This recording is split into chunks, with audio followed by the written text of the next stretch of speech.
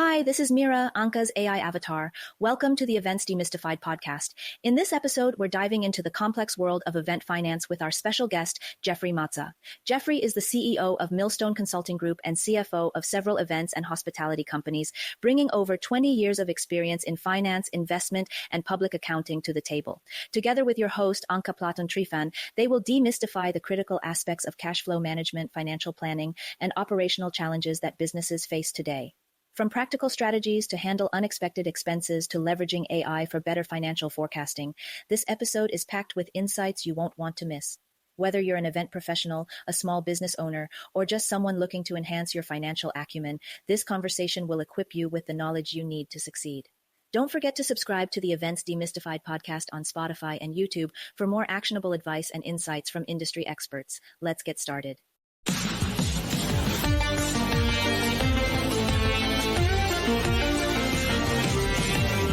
Welcome to Events Demystified podcast, where we explore and demystify the world of in-person, virtual, hybrid event AV production and technology by sharing insightful tips, tricks and tactics to make your events a success. This podcast is brought to you by treefanevents, a woman-owned boutique event production agency. And your host is Trifan, a technical event planner and producer with almost 2 decades of hands-on technical experience in event production.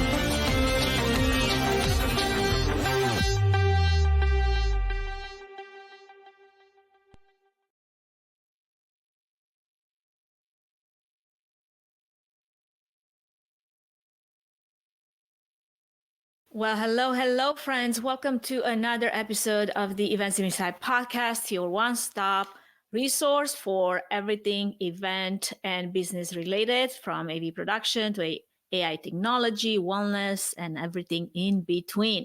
I'm your host, 𝐂𝐚𝐩𝐭𝐞𝐫𝐬 Trifan, and today we are diving into the world of event finance with a very special guest. Today's guest is Jeffrey Mazza, the CEO of Millstone Consulting Group and CFO of several events and hospitality companies. Jeffrey brings over 20 years of experience in finance, investment, and public accounting. He has a remarkable history of helping businesses succeed by designing and executing growth strategies based on data intelligence. His expertise in raising capital, financial planning and analysis, strategic partnership development, and team leadership has propelled numerous businesses to new heights. Jeffrey has also managed all financial and operational aspects of startups, showcasing his strong process improvement and problem-solving skills. And he's also actively contributing to the finance community through his roles in various professional organizations. Jeffrey's impressive career includes securing a $10 million in funding through an overseas capital roadshow, serving as CFO for a hyper-growth company valued at $150 million, and leading the outsourced accounting practice at a top 8 public accounting firm. Beyond finance, Jeffrey co-founded a food and music event company that performed at iconic locations such as Chicago's Navy Pier, Milwaukee, and Detroit. There's a lot to unpack there, and I can't wait to have this conversation with Jeffrey. So without further ado, let's welcome our guest in.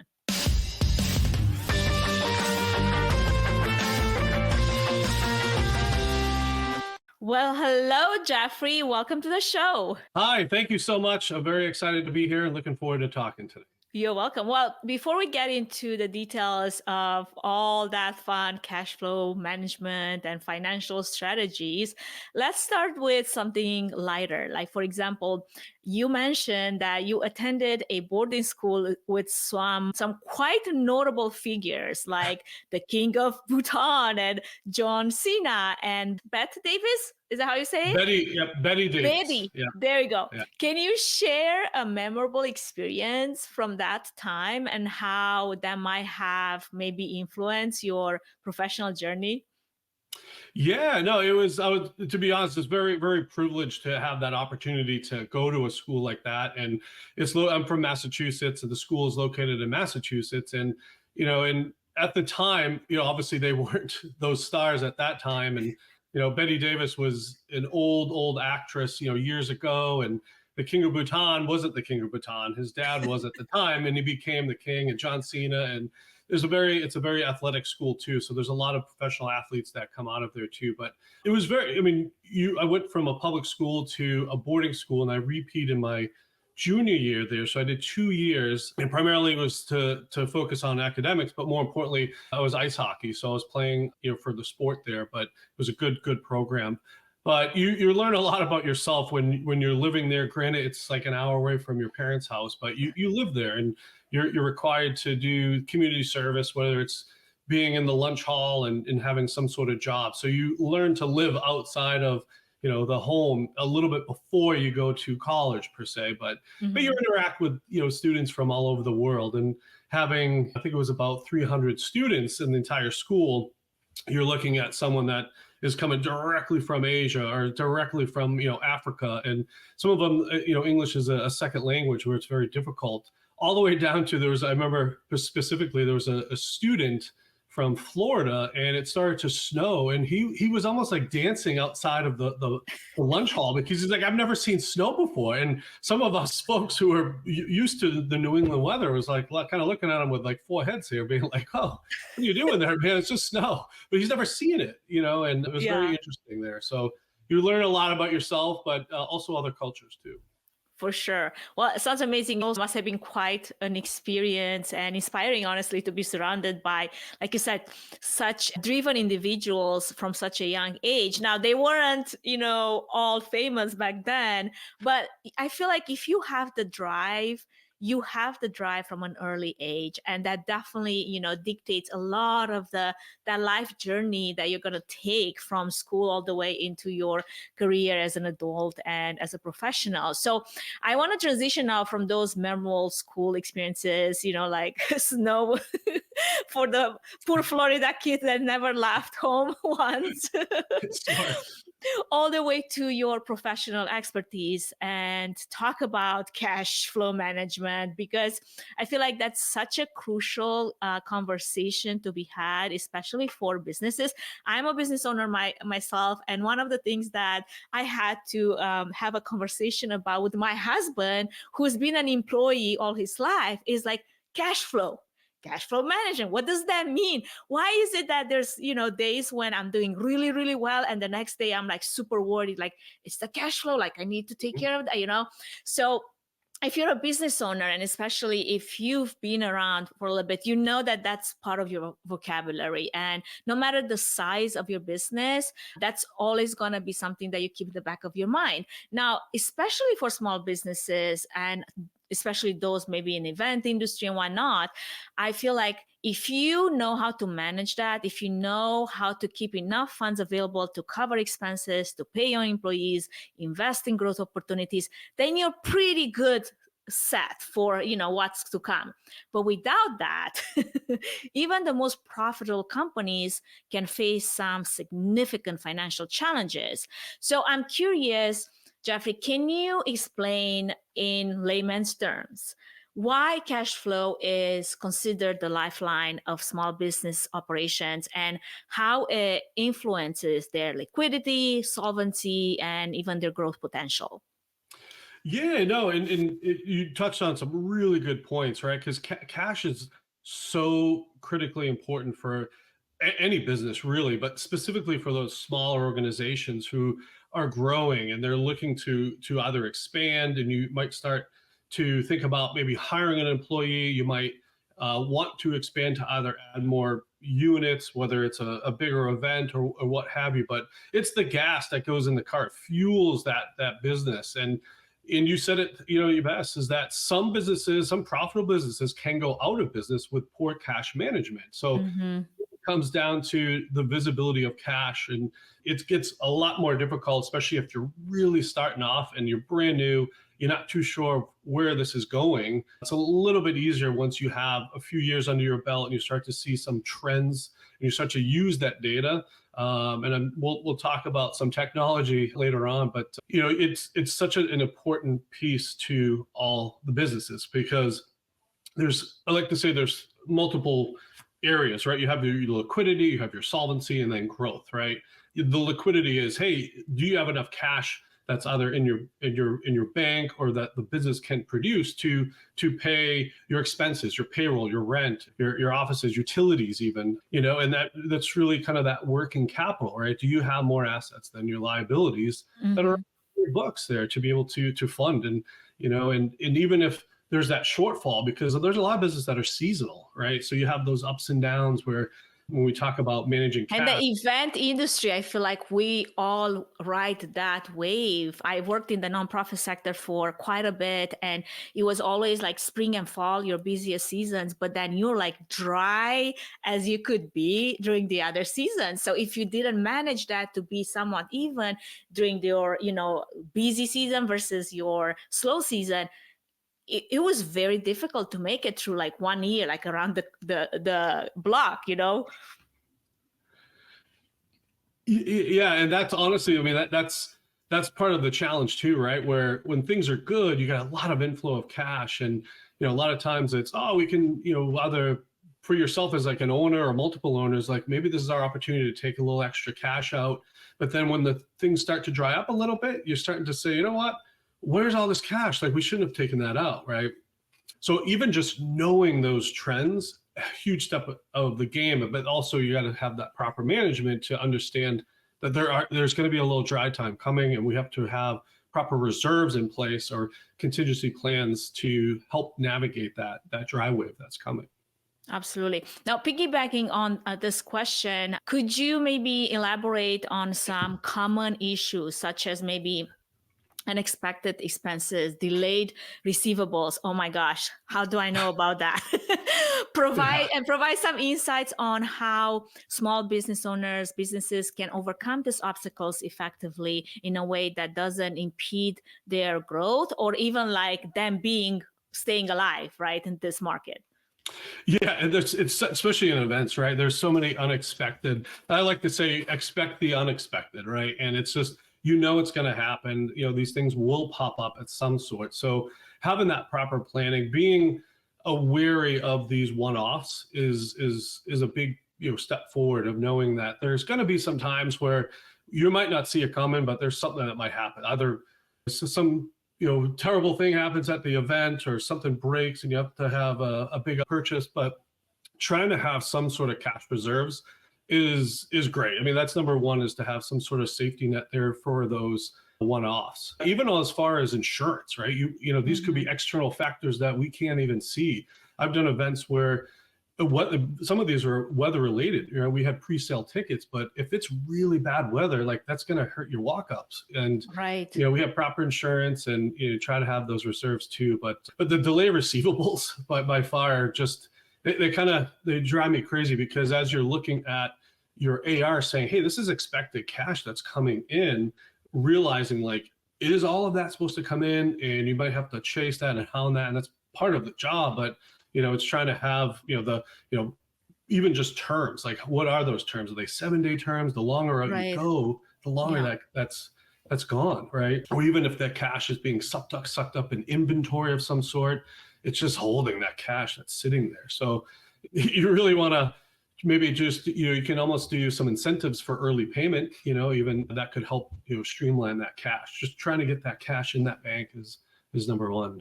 Well, here's one challenge that I see, like especially a lot of service providers like myself, right? We're in this business, and we've been in this business for quite a bit, and we enjoy it. We love it. Many of us are not here to make millions of dollars, because we're not. Would that be nice? 100% true.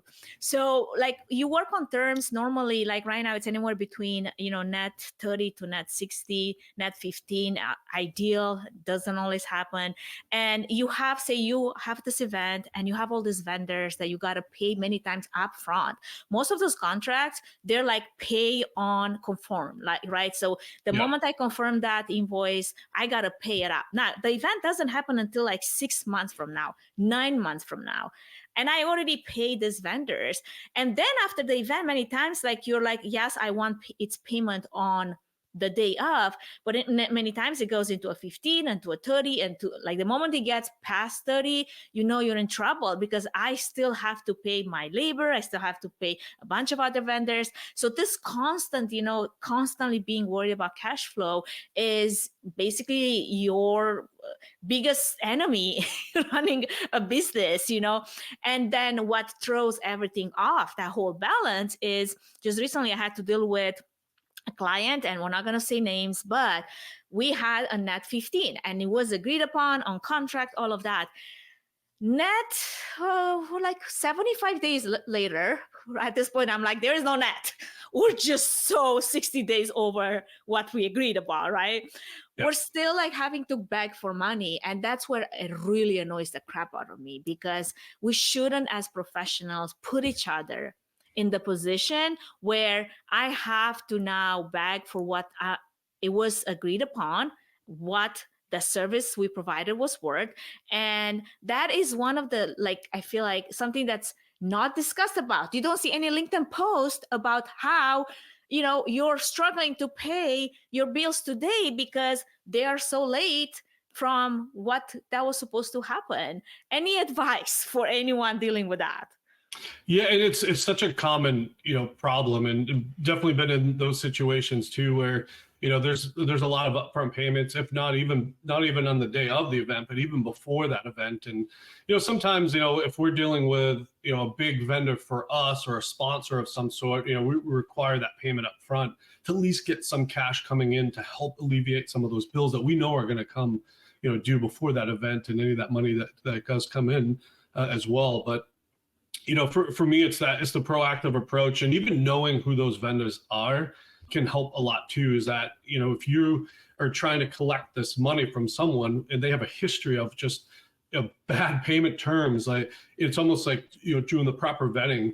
It's a little administrative work ahead of time, but it will help alleviate some of that, knowing, hey, this person pays on time all the time. You're more likely to get that money compared to someone who's struggling. We don't know their business even, and maybe they are going through some difficult times where they don't have that cash right now. And it's just like, we need that money so we can pay. So, trying to, accelerate the incentives for invoicing and just having those open conversations, even if someone can't pay and they're just dragging out, there's so many different games that someone can play, didn't get it, all that stuff. Because the check was lost 3 times in the lost. Mail. Yeah, it's like, you heard it all. My dog ate it. It's like, we get it, but the dog ate it. Yeah, or the cat. I mean, who knows? COVID. Everyone blames COVID, but I think right now we're way past the COVID part. But you'll be surprised. To me, it goes back to what you just said: open communication. If you are struggling for some reason or another, and you are obviously going through cash flow problems, and that whole forecasting didn't work so great, and we're all, in this together, right? At the end of the day, just say it. Like, I understand as a business owner, I go through the same emotions, ups and downs, and I have more empathy than someone that's just coming with all this. And then they get defensive. It's like, it's not our fault that we sent the check to the wrong address. I'm like, whose fault was it? Sure. It's not like little things like that. I'm like, this is childish. I shouldn't have to have this conversation right now. Yeah, and even you totally agree. And even in those situations, right? I mean, even if it's like a difficult time that someone is going through, which completely get, is there anything that you can do now? Can you pay some of that? Can you pay a little of it? Even just to help alleviate? And there is some insurance out there from like your AR that will help, cover that, should there be, a lot of this AR that's just uncollectible and it really disrupts that business. So there's some insurance that's out there too that, that's another option. For sure. Now let's go into cash flow forecast, because I mentioned that for a little bit. And I know that's so important, like you mentioned earlier, into, being more proactive about your approach, using it as a key strategy to implement cash flow management. And businesses that do well with forecasting what their cash flow would be, they do help avoid potential pitfalls and obviously make more informed decisions. So if you could walk us through, what that means, if you're a brand new at this, say, just started a business, trying to learn, or you've started a business for a while, but always had someone that did it for you, and now you're in a position where you have to take over, and you're like, I have no idea what I'm doing right now. And actually I have had had business owners reach out and be like, I just took the reins off this person that wasn't doing very well managing all of this, and now I'm just trying to learn it, and it's not easy. I'm like, wow, that's why there's professionals doing this as their full-time job. So why do you feel like implementing a cash flow forecast is so crucial for a small business, and how can they do this in a way that really helps they anticipate some of the financial needs more accurately? Yeah, it's such an important piece, and I'll say it's probably one of the most underrated kind of pieces that a business owner doesn't have in their wheelhouse, right? Because a lot of times you have your accounting software. A lot of times it's QuickBooks, a great small business solution, or the CPA at some sort is doing some of the bookkeeping, but no one's really looking at the cash. And we talk about seasonality, we talk about purchases, withdrawal of cash. So even a very basic cash flow forecast is by far like the best that any business owner can do, and even large businesses too, but small, it's crucial. And really, it's just, you can do this in Excel. And even when we do this at Millstone for our clients, it's educating them. It's not just like, hey, Jeff and this team are going to do that. It's more of sitting down with the owner, because a lot of these are inputs that come, from either the business owners or people on the team. And it's really just the money that's coming in that business and the money that's going out of that business to really say, are we having, pitfalls or any sort of deficits in our cash? But, it's predicting the future to some extent. So the game is really, not trying to get it 100% accurate exactly, but it's more of how close can we get this to the actual kind of cash flow. So where it really comes into play is we talk about seasonality, knowing, especially if you've been in business and you know that it's going to be a dry time, you can forecast that out to say, hey, there's no events were taking place. There's going to be no money that comes in for about a month or two. Here's our expenses. And you can map that out to the point where you say, you know what, I'm going to need some cash in a month from now, 2 months from now. We should start doing that now. Or, hey, let's make this big inventory purchase. It's going to help us in a couple months. But if you make that purchase, what happens to a month from now where you say, if we spend that money, we're not going to have any cash, right? So it's very, very critical. It takes a second to really kind of look at it, but once it's so, I love watching people's faces. It's like the light bulb goes off where they're like, I've never had this before. This is amazing, because now we can make good decisions based off of this info. So is this a specific tool that you guys like to use at Millstone, or is there any tool that you would recommend that would make that process easier? Like you said, you could do it in a spreadsheet, but I feel like you have to know what data to pull from your accounting software or what you should be tracking. And to be honest, for a business owner, sometimes that's the most cumbersome part of the task, because you should have everything very well organized at the back end in your accounting software, whatnot, have maybe a bookkeeper that keeps track of it. But I've been on both sides of that. Like, I've done really well some months, and some other months it all goes to hell. I'm like, oh my gosh, like, I have no idea what's happening right now. Help. Yeah, it's so common though. It's so common. And you wish there was like this magic bullet. And, I have some clients that was like, I wish I had this wand that would just create all this cash, right? And that's not the case, because I would use that a lot. But, in simple terms, I mean, there's technology that helps the ease of it. But at the end of the day, even if you're using a technology, you still have to set it up and make the inputs in there. And a lot of times you can link it up to a QuickBooks or a Xero or accounting solution. But the easiest way to start, I think, is to really, you can pull the chart that's in your QuickBooks even, and just make that into almost like, it looks like a budget.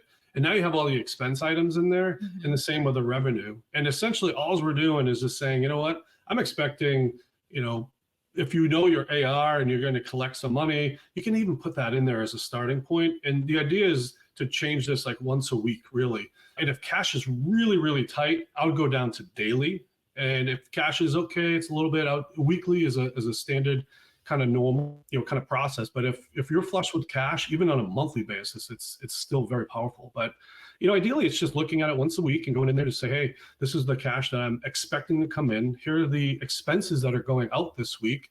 Here's what I'm left with. And then you can make some decision to say, if cash is a little tight, I can push this payment out, a week. What does that do to the net, cash there? And that's where we can start to really look at that data to understand what's happening and make some good decisions.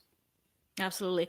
Now, while having the right tools and strategies is very important, I feel like the human aspect of finance cannot be overlooked either. The people behind the numbers play, behind the mystery of what's happening behind the scenes over there is very pivotal in ensuring that the financial stability and growth happens as it should. So in your opinion, Jeffrey, what roles and responsibilities should be included in a small business finance team?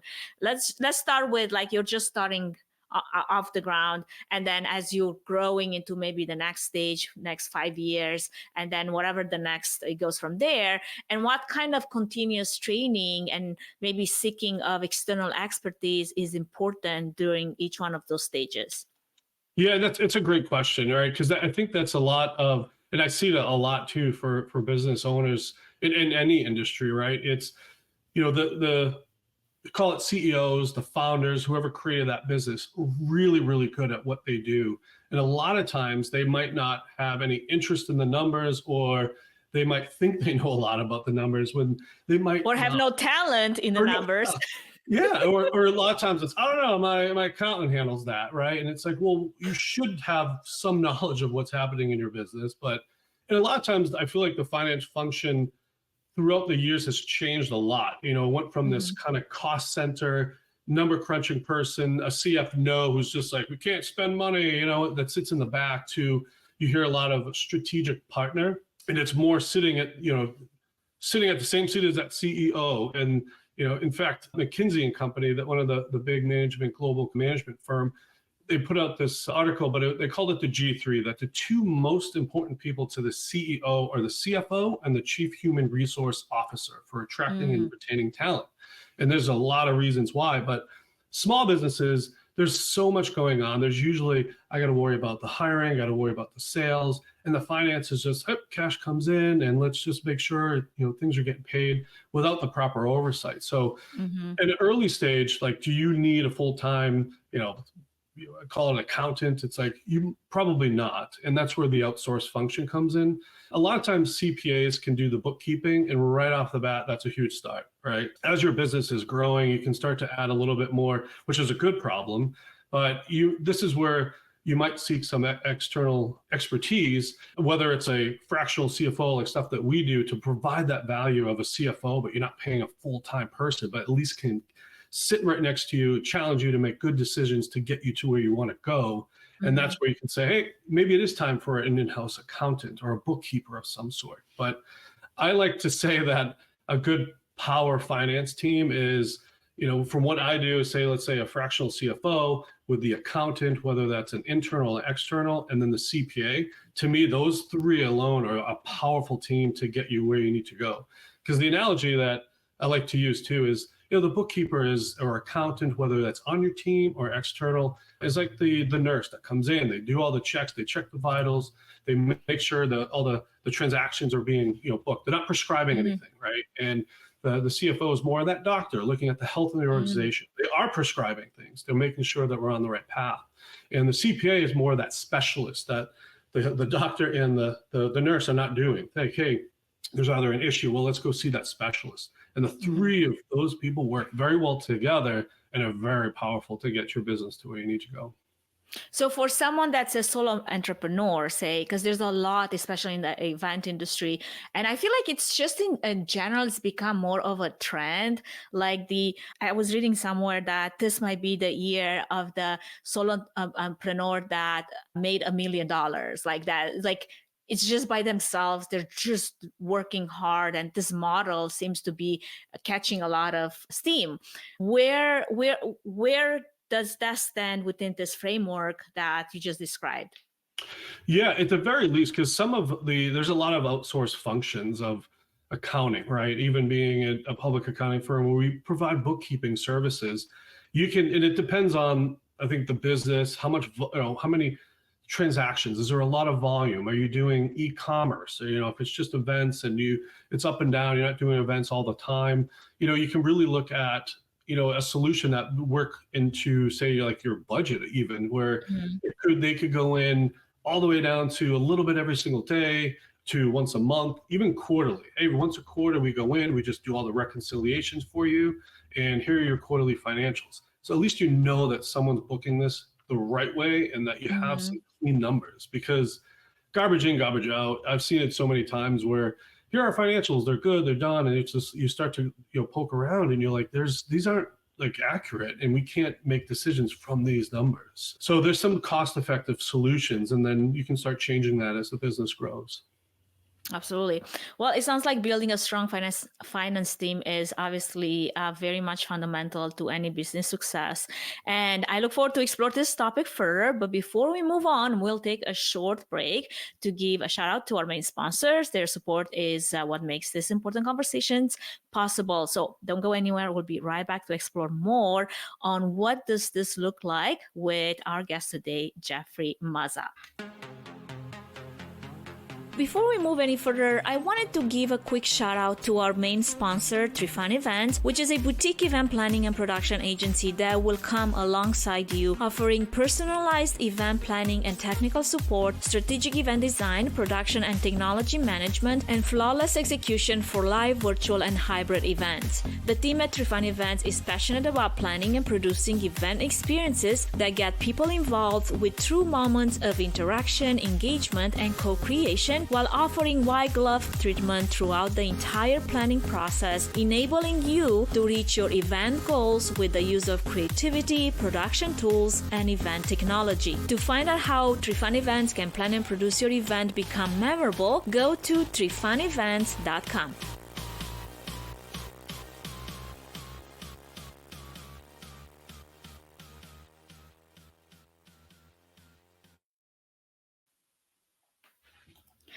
Welcome back, friends. If you're just joining us, we have Jeffrey Mazza, the CEO of Millstone Consulting Group and CFO of several event and hospitality companies, bringing over 20 years of experience in finance, investment, and public accounting.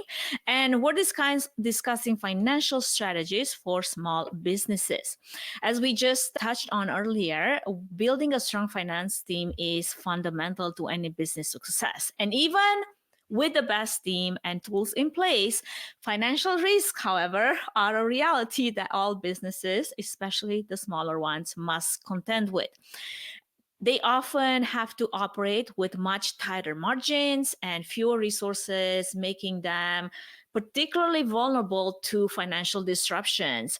So, to that, Jeffrey, how can a small business identify and prepare for this risk, and what steps should be taken to create a robust contingency plans that really tailors to their unique needs?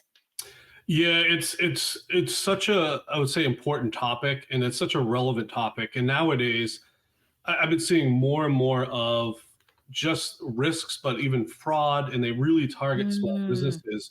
These people are very, very smart, but it's, I'm also a certified fraud examiner, and trying to help, mitigate risk in terms of an organization too.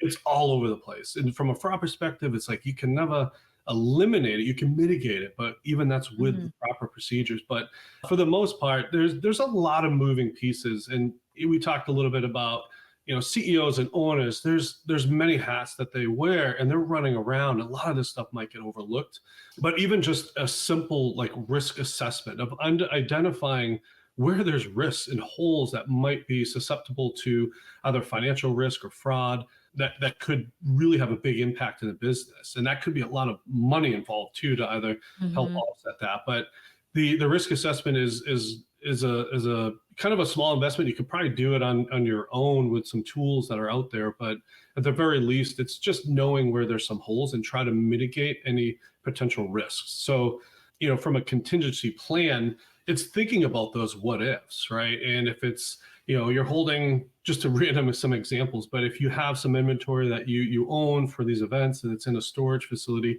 how well is that storage facility? Is it properly locked? Do they have the proper security? Is there insurance on that, just in case something happens? There's also I like to say, internal and external risks, because external risks are kind of, there's still risks, but a lot of it's out of your hands. And it's just what if, whether they're economic risks or, weather-related risk. And then internal, kind of risks are do you have an accountant? Like, are there the segregation of duties? Like, can that money, I've seen, to give you an example, right? This is, I know a lot of CFOs, and one of them had, it's been, the fraudsters are actually coming through where they'll send an email to their team and say, hey, this is, Jeff Mazza, I need you guys to issue this payment. Coming from not just, it looks like my email, but came from his email that says, they hacked into his own email and it looked legit, and the FBI had to get involved. So you're seeing a lot of that, and it's just having the proper protocols of the money that's going out. Money coming in, it's,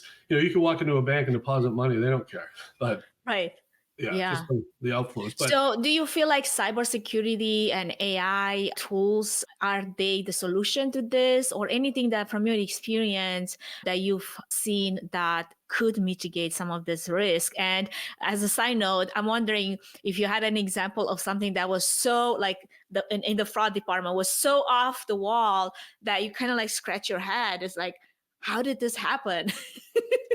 Well, yeah, and the AI, there's a lot of tools that can help a lot, right? Is that like the one solution? It's like, it's not, right? Because even from the stats, right? It's pretty mind-boggling that on average that, 5% of revenue is lost to fraud, right? That's a big number, right? And you can never 100% eliminate it. You can mitigate it. Proper training for your staff and just, some of the tools out there, but having, monitoring and reviewing, even if you do a risk assessment, you can monitor that, constant review. There are tools to help, kind of identify any risks, kind of to try to get ahead of it. And also just educating the people or your team, your staff, your employees is huge. Having a fraud risk policy, even just knowing that someone's looking, the eye in the sky is looking, and we care is very, very helpful. But yeah, in terms of some like these crazy stories, I mean, I've seen a few out there in terms of like that CFO that kind of got his email hacked. But even to the point where I was at one company, they were a promotional company actually, and you see even vendors, right? They hack into and create a vendor form. They send it in because they had tons of vendors. They're moving pieces. Looked real, and this was over time. A lot of this goes unnoticed for a little while, but yeah, they lost about $75,000 worth of just money going out the door, and obviously law enforcement came in and all that. But it's all, I mean, fraud happens so much, and sometimes you don't even know it's happening. And I say that because you can even steal time from the time clock. You might have an event and people are just leaning there. It's just like you're stealing. If you're lean, you can clean, right? So it's just, there's a lot. So it's just having that awareness. Absolutely. I think it was about 15 years ago. I was working for a production company down in LA, and I'm really, really good friends with the CEO, the owner of that production company. And they had this, situation that they were dealing with. And like you said, fraud can happen externally, but also internally. I feel like it's even more dangerous when it happens internally under your own nose and you're not even aware of it. So they had an accountant that has been with them for many, many years. And I think it was over the period of a 10-year that somehow it came down that they were able to track that there was so much spending happening on additional credit cards that this person opened in the business account, and she was running all the expenses on this, on the side. And I don't exactly remember the details of how it all came down, but by the time they were done and they had to do an audit and all of that, police was involved in all the things, I think it was over 100,000 that was just lost in minimal expenses and some large expenses that basically this person was paying herself a completely new salary on top of all the things that she was getting, because she was able to do it in a way that was not trackable or distracting in any way, right? And for a small business, even though, we are doing very large events, that is very painful because, and especially if you're not the type of person that likes to get involved with the numbers, and they are so trustworthy that whomever they hire, they're doing a good job, and there's no oversight, there's no checks and balances of like let's do an audit, a monthly audit, to have an idea of what happens in the business, right? And I saw it with my own eye. It was painful. You know, it's I don't know. It was definitely something that no business owners wants to deal with and have to deal with, right? I mean, you can blame someone from the outside if they try to fraud you, but when it's somebody that's so close to you and you trusted them so well for so many years, I feel like that's very, very painful. Yeah, and it's sorry to have to like go through that, and it is, and that's such a great point. Is that because a lot of times it is someone that you know and trust that's either been there for a while. They know, like especially someone that has been there for a while or on your team or company, that they know what gets looked at and what doesn't get looked at. You know, a lot of times that happens, and it's such a good point, because other times that you see either a business owner, whether it's solo or they might have a team of 2 or 3 people, but the bookkeeper, the accountant is, oh, they got the books, I know and trust them. But to your point, yeah, they should have some sort of review or audit just to make sure, because you can never be too careful and you can't really trust anybody. This is your money, and it's very easy for someone, especially like, oh, they're not looking at this, so I'm gonna, maybe take 50 here, 100 there. And next, over time, that's a lot of money. Right? It is. It was a lot money. of money. Yeah, for sure. I mean, as you know, as a small business owner, it's not like I pay attention to every $5 that leaves the account, but I have a pretty good, idea of where the money is going. And I feel like when you have a lot of things going on, and especially in events, there's always a lot of things going on. Knowing that there's cannot be that type of oversight because you're spread too thin, you have to set up some kind of system in place to support your contingency plan in that, right? Because then that's when you're vulnerable to all kinds of attacks and threats internally or externally. And as a small business, growing, you cannot afford to lose money that way. You're going to lose money in other ways. But if you can mitigate some of the ways in which that's happening, I feel that that's how you can grow and you can be more successful. So wanting to touch on what are maybe some of the most critical aspects of financial planning that small businesses often you see that they overlook, and how can they address these areas to ensure that there's stability and there's growth? Yeah, and again, there is a lot of moving pieces, and any business owners day to day, but also up in their mind, it's just a lot of this stuff just gets overlooked. But just even just the proper risk management, right? Understanding what are those risks is a huge step forward. It's just saying what if, right? Scenario planning, and when we talk about financial planning, what if scenarios, even just, as we like to say, there's the best case, or base case, and worst case, right? And the best case, like, this is great, that's awesome. And then, this is more likely going to happen. And then a worst case, right? Even just having that info of, if something does happen and it's a worst case, like, you're aware of it and you're not just kind of, a deer in headlights, like shocked of like, what happened here? So that's huge. The cash flow forecasting, right? Knowing that even with those scenarios, what does my cash impact look like?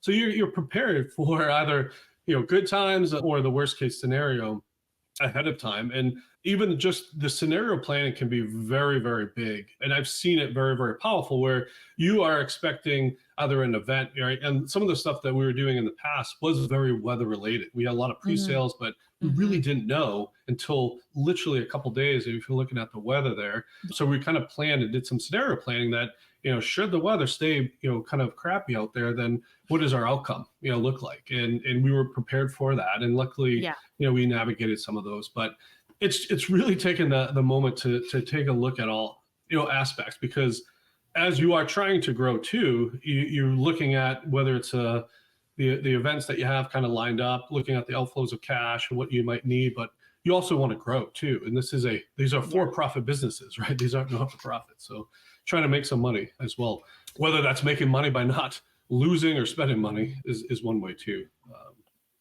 Absolutely. So preparation and contingency planning, indeed vital for navigating some of those uncertainties that a lot of businesses face. Then having a clear plan that allows to respond quickly and effectively to unexpected financial challenges, ensuring that the business remains resilient and adaptable. Also, from what I heard you say, is also ensuring that small businesses focus on the critical aspects that can really enhance their financial stability and growth prospects. And as we discuss now the importance of strategic financial planning and effective cash flow management, I feel like it's also important to bring to the forefront and consider some of the technological advancements that we are living as right now that are really reshaping a lot of those processes. So looking to the future, AI has transformed many industries, including finance, as I'm pretty sure very much aware of it. So with its ability to analyze some large data sets and predict trends and automate routine tasks, in my experience, AI has been a powerful tool for a lot of productivity things that I do, a lot of the things that I plan and I produce, but also it sounds like from your experience, it really helps enhance the financial planning and the cash flow management that we just discussed. So how do you set the role of AI evolving in the financial planning and cash flow management for a small business that might be a little like unsure if that's the path that they should take? Yeah, I love it, honestly. I love the technology that is out there now, and even just what's coming around the corner that is yet to even be developed, right? Mm-hmm.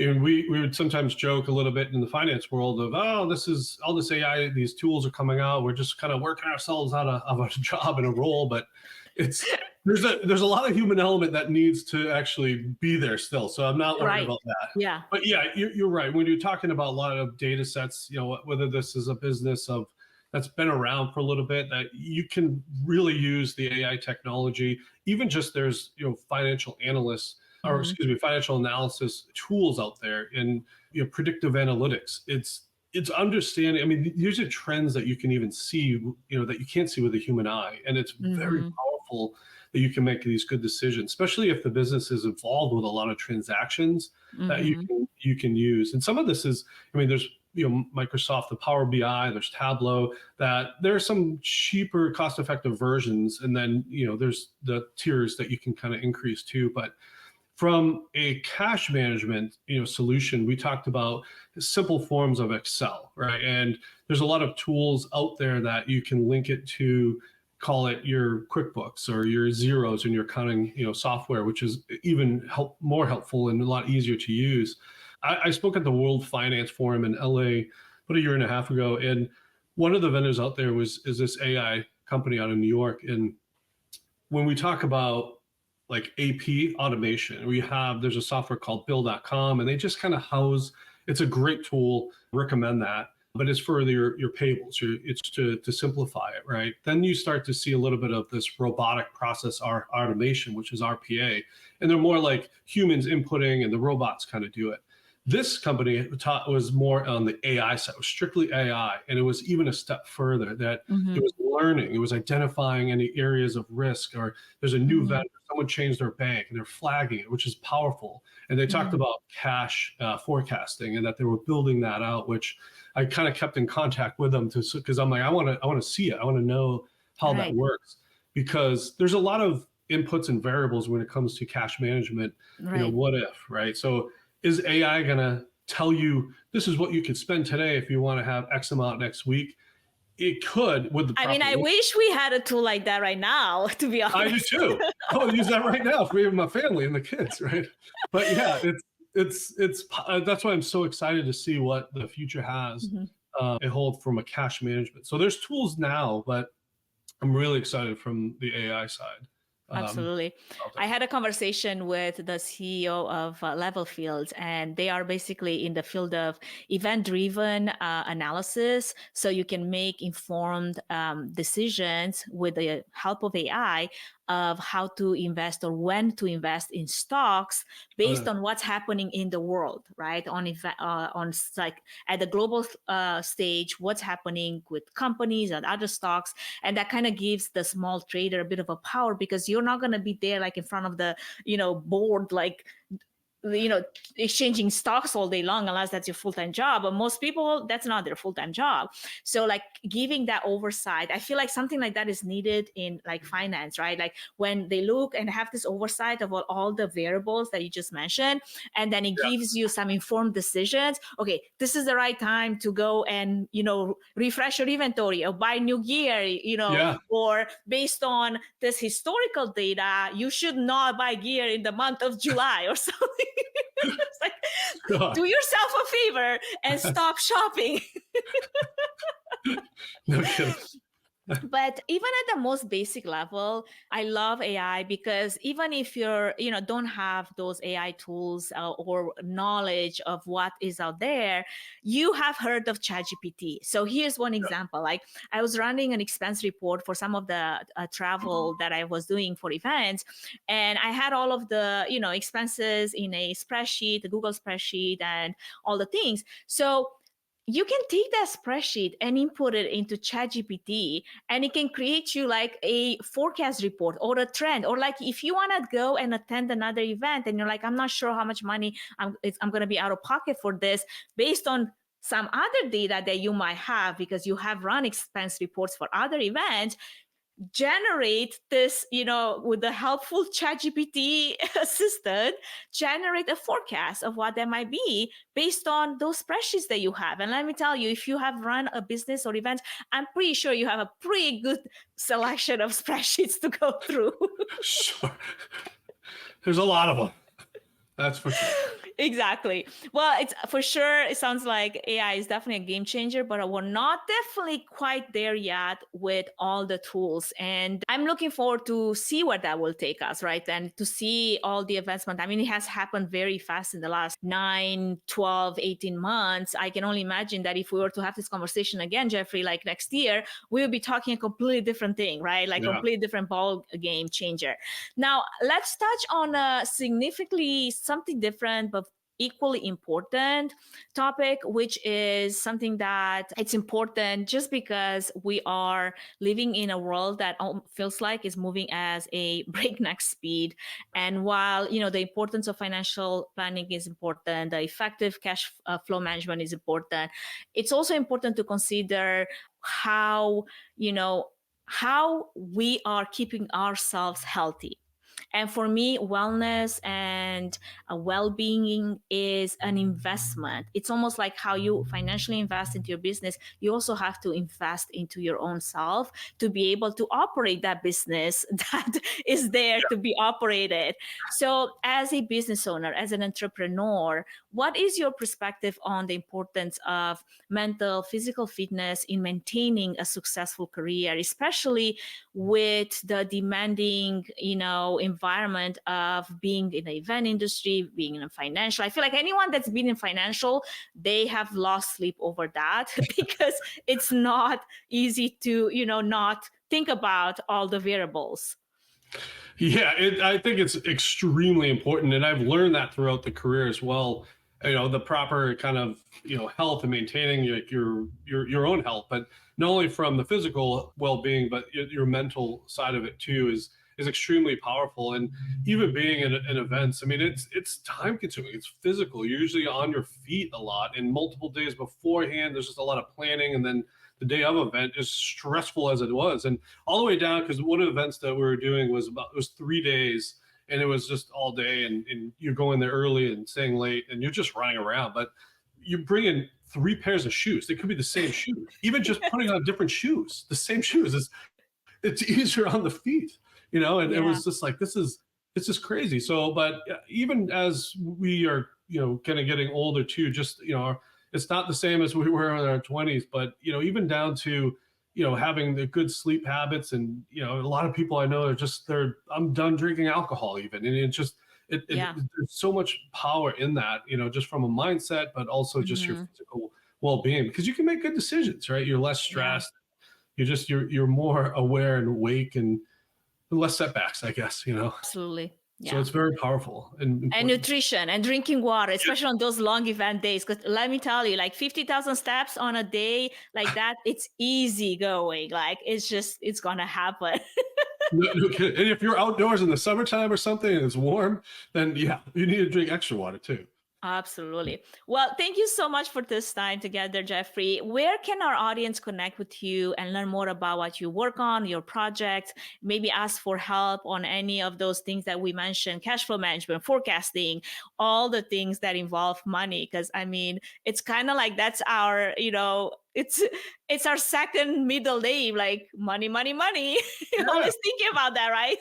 It's so important, and it doesn't even like it's so industry agnostic. Like any business, whether you're the big businesses have different kind of cash problems where they could be acquiring businesses, right, and payroll, all that. But it's very, very important. But yeah, folks could go to the website, which is millstoneconsultinggroup.com, millstoneconsultinggroup.com.